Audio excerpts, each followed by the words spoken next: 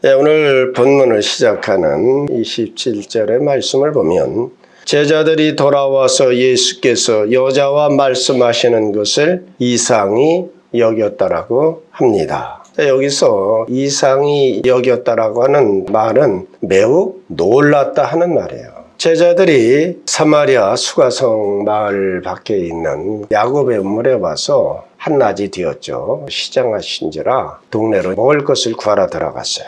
근데 그 제자들이 동네에 들어갔다가 우물가로 다시 돌아왔더니 예수님께서 한 사마리아 여자와 대화를 하고 있다는 것이죠. 근데 우리가 보면 그냥 뭐 있을 수 있는 일인데 우리 성경은 그러죠. 매우 놀랐다.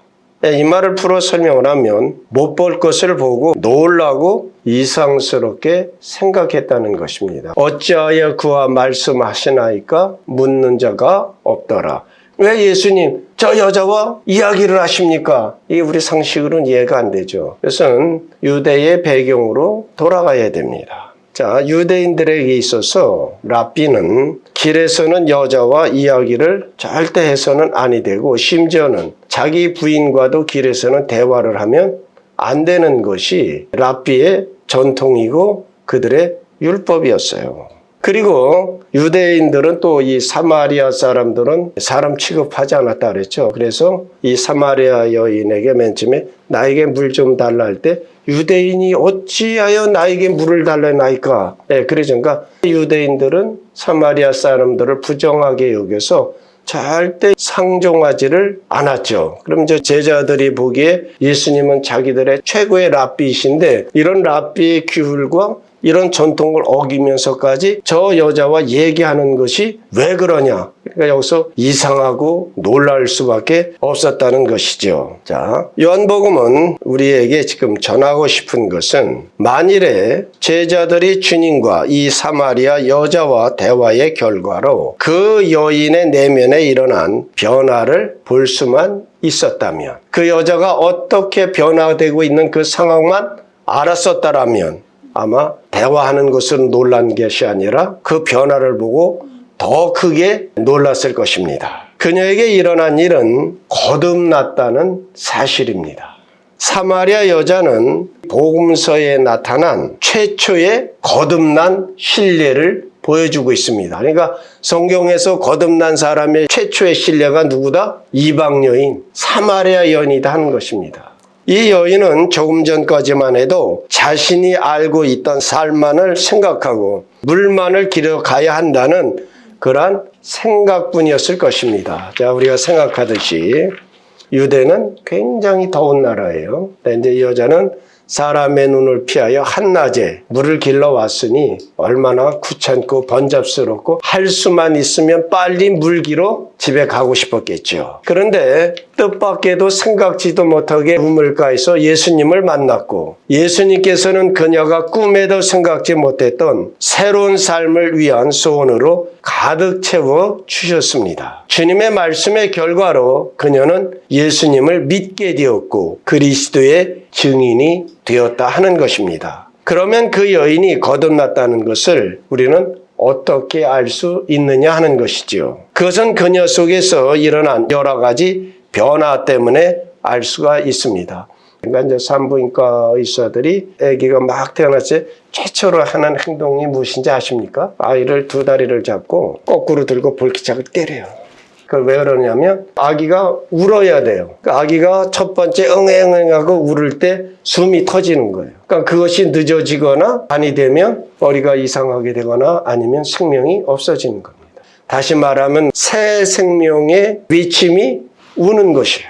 바로 영적인 경우도 이와 같은 것이죠. 그러니까 아이가 울었다는 것은 뭐예요? 이제 숨을 쉬어서 심장도 이 피도 다 돈다는 것이죠. 영적인 경우도 이와 똑같습니다. 아기가 태어나면서 울듯이 중생환자도 새 생명의 위침이 있어야 합니다. 바로 이 점 때문에 성경은 예수 그리스도에 대한 공적 신앙 고백의 필요성에 대하여 성경에서 정말 여러 곳에서 우리에게 말씀해주고 있습니다. 물론 하나님의 자녀가 탄생하는 것이 위적 신앙 고백에 달려있는 것은 아닙니다. 또 어떤 사람들은 우리 부모가 예수 믿으니까 또 내 아내가 믿고 우리 자녀들이 믿고 그것을 내가 반대하지도 않고 그랬으니까 나도 은밀한 신자다. 나도 예수 믿는다. 이렇게 생각하는 사람들이 얼마든지 있을 수 있죠. 나도 그런 사람들을 많이 만나봤어요. 자기 부인이 교회 나가는 걸 반대하지 않으니까 나도 찬동하는 사람이니까 괜찮죠. 이건 상당한 착각이다 하는 것이죠. 성경은 은밀한 신자는 있을 수 없다라고 단언해서 말씀해 주십니다.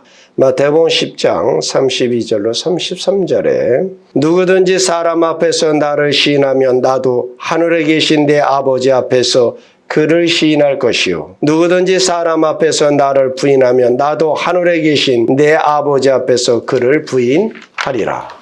로마서 10장 9절로 10절에는 내가 만일 네 입으로 예수를 주로 시인하여 또 하나님께서 그를 죽은 자 가운데서 살리신 것을 네 마음에 믿으면 구원을 받으리라. 사람이 마음으로 믿어 의에 이르고 입으로 시인하여 구원에 이르느니라고 말씀하시고 있습니다. 여러분 어디서나 예수님을 나의 구주로 시인하십시오.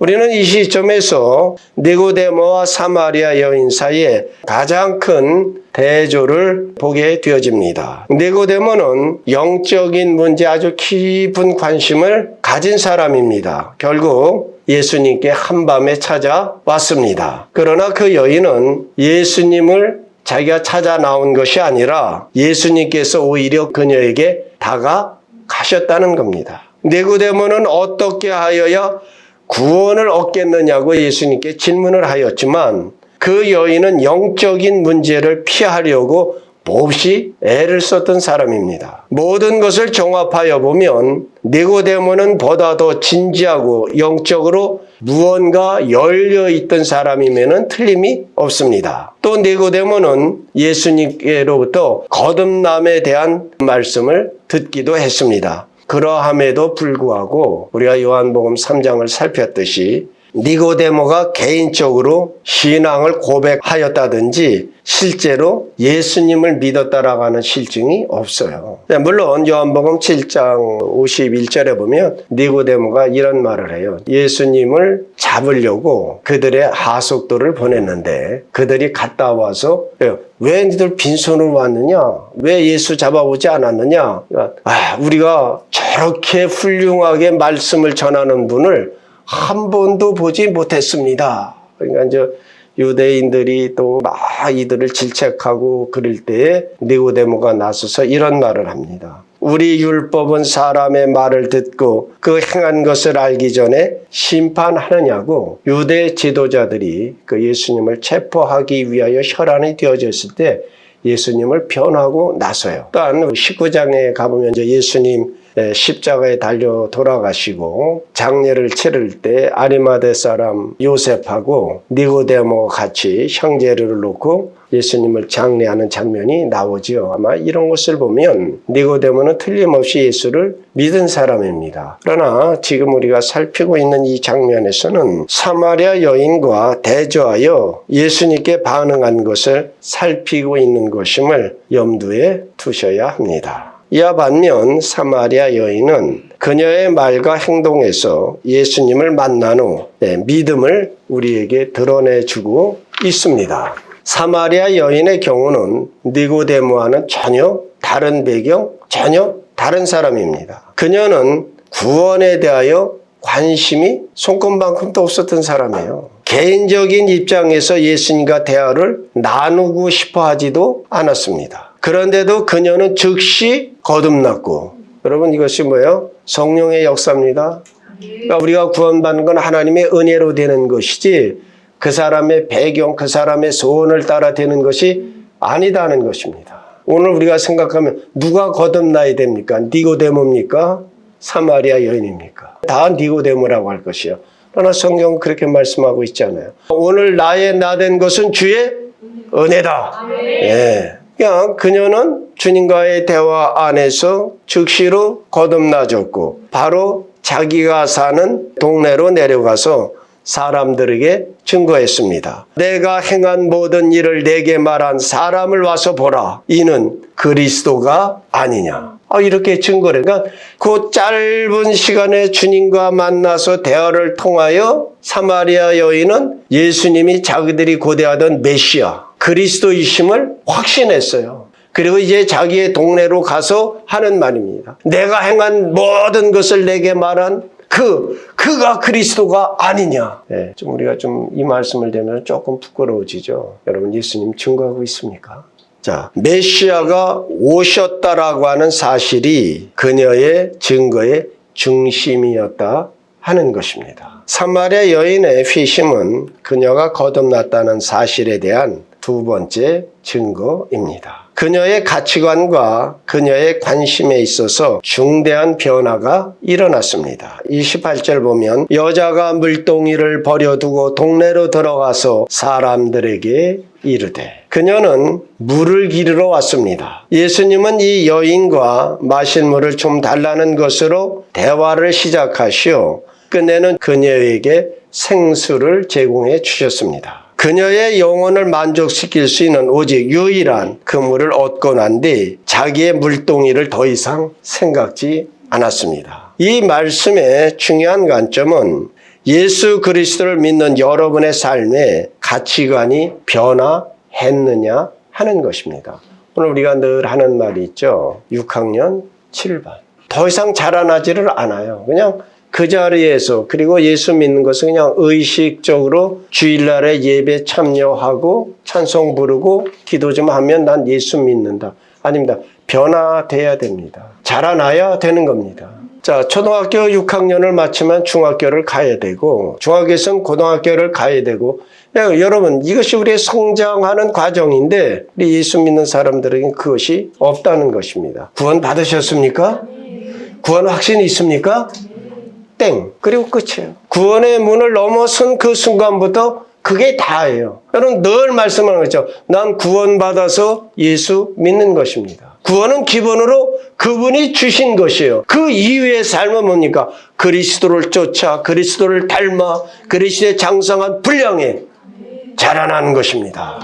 자, 이 여인은 물을 길러 왔는데 메시아를 만난 그 소식, 그분에 대한 얼마나 증거하고 싶었든지 물동이를 버려둔 채 마을로 내려갔다. 다시 말하면 삶의 우선순위가 변화되었다는 것이에요. 예수 그리스도를 믿는 우리의 삶의 가치관이 변해야 한다는 것입니다. 물론 여러분들이 완전히 변화되었느냐라는 의미로 말씀을 드리는 것은 아닙니다. 제가 뜻하는 것은 여러분의 가치관이 조금이라도 변화가 일어나고 있느냐 하는 것입니다.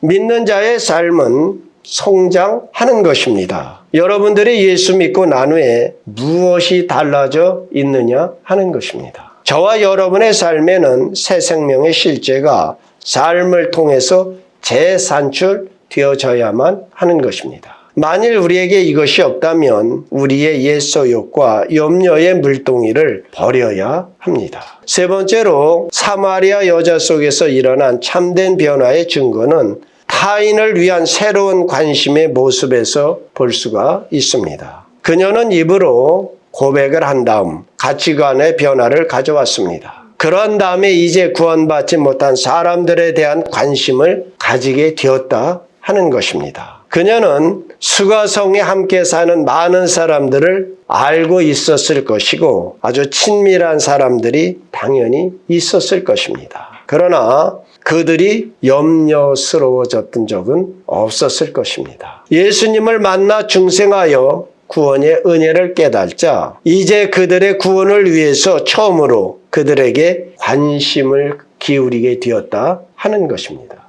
이것이 구원받은 자의 기본적인 자세인 것이요. 나만이 아니라 이 기쁨의 소식을, 이 복음을, 이 예수를 저들에게도 전해 주어야 되어진다. 이것이 생명을 소유한 자가 갖는 첫 반응인 것이에요. 그녀는 자기가 알게 된 사실에 기초하여 자기 마을 사람들에게 예수님을 만났으면 좋겠다는 간절한 소원으로 가득 차게 되었다 하는 것이지요. 그리하여 얼마나 급했으면 물동이도 버려둔 채 동네로 들어가서 이렇게 외쳤습니다. 내가 행한 모든 일을 내게 말한 사람을 와서 보라. 이는 그리스도가 아니냐. 와서 보라, 이는 그리스도가 아니냐라고 외쳤습니다. 기쁨과 확신에 찬 외침의 소리를 듣고 이가 얼마나 말하는 목소리도 좋고 기쁨과 확신에 가득 차서 말을 하였든지, 자, 동네 사람은 그 사람을 어떻게 봤다고요? 상대하고 싶지 않은 사람. 근데 이 여자가 아마 목소리까지도 변했을 거예요. 얼마나 기쁨과 아주 확신에 찬 소리로 와서 보라, 이는 그리스도가 아니냐니까 성경에 뭐라 그래요? 그 마을 사람들이 그들이 동네에서 나와 예수께로 오니라. 할렐루야. 부도덕한 여자로 사람들의 시선을 피하기 위하여 남들이 한낮의 더위를 피하여 집안에 쉬고 있을 때 물을 길어야 했던 이 죄 많은 여인이 자신의 부끄러움을 개의하지 않고 기쁨에 겨워 자신의 발견한 것을 동네 사람들과 나누고 싶게 한 것이 무엇이었겠느냐 하는 것입니다. 그것은 주님으로부터 받은 사랑, 그 영혼을 일깨워주기 위한 사랑이었다 하는 것입니다. 이미 그녀 속에서 솟아나기 시작한 예수님의 사랑이 동기가 되어 그 마을에 가서 복음을 전한 것이죠. 예수님은 죄 많은 그 여자를 사랑하셨습니다. 지금 그녀는 그리스도께서 자기를 사랑하신 그 사랑의 분량을 가지고 사랑할 수 있게 되어진 것입니다. 이것은 신적인 사랑이고 그 사랑이 그녀를 강권했던 것입니다. 우리나라에 최초의 성경이 전해진 사건들을 여러분 알고 계십니까? 스코틀랜드의 성서공회에서 중국에 파송되어진 토마스 선교사가 이제 중국에서 성경을 팔기를 시작했어요. 그러니까 당연히 한자로 되어졌죠. 그 성경을 그들에게 팔다가 가만히 생각을 해보니까 저 조선이라고 하는 나라도 이 한자를 쓰는 나라지. 근데 그의 마음에 내가 조선에 가서 이 성경을 전해줘야 되겠다는 열정이 일어나기 시작을 한 거예요. 그러니까 이제 견딜 수 없는 열정이 일어나서, 여러분 이거 역사책에도 기록되어 있어요. 미국의 제너럴 셔먼호를 타고 이제 평양 대동강으로 올라오기 시작을 했을 때 그 당시가 흥선대원군의 세국전쟁으로 이제 평양에서 난리가 났죠. 그래서 이제 포를 쏘고 총을 쏘고 활을 쏘고 해서 제너럴 셔먼호를 침몰시켰어요. 그래서 이제 그 배에 탔던 사람은 다 죽는데 토마스 이 선교사도 죽기 이전에 이제 자기가 가져온 성경을 하나름을 안고 대동강 그 물로 뛰어들면서 그 치퍽치퍽 그러면서 가면서 거기에 나와니까 많은 사람들이 강가에서 구경하고 있었겠죠. 그들을 향하여 손짓을 합니다. 막 손짓을 하면서 부르면서 그 책을 던져준 거예요. 그러니까 이제 조선 사람들이 또 뭔가 하고 가서 그 책이 뭔지도 모르고 주워왔죠.